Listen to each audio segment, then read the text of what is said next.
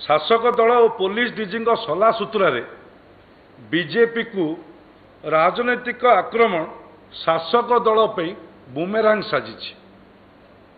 मुख्यमंत्री बाबुला को ठाब करने निर्देश देइथिबा बेले से कौन अपराधी पृष्ठभूमि व्यक्ति कही पुलिस डीजी की संदेश देवाई चाहूले आमे प्रश्न करुछु। 50,000 टंका परिवार को देइथिबा रवि नंदन को बाबुला हजिबा घटनार तदंत परिसरभुक्त काहींकी करा जाय नाही ए प्रश्न मध्य आमे करुछु।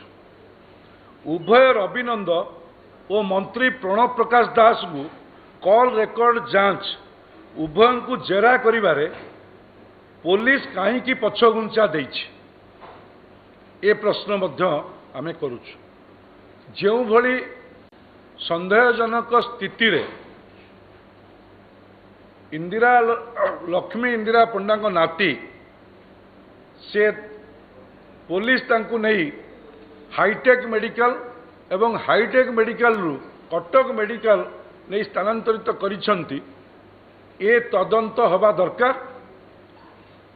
पुलिस डीजींकर वक्तव्य एवं जो भली भाव शासक दलर नेता मानकर वक्तव्य दुई प्रकार देखा देइछि। ए संदेह को कबलित करिछि, संदेह सृष्टि करिछि। एभली अवास्तव अबांतर कथा कहवा लोकंको जार कौनसी प्रकार सत्यता न थाए एवं केवल राजनीतिक अभिसंधि रखी जो माने कथबार्ता करती से प्रति कौनसी कमेंट करने पे मु चाहे ना।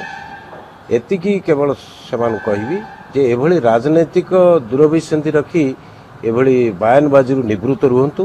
बर्तमान समस्त कर्तव्य होची किभली भाव रे सी सुस्थ शरीर रे फेरी आसबे तांको परिवार निकट को से समस्त चेष्टा अब्याहत रहिबा आवश्यक।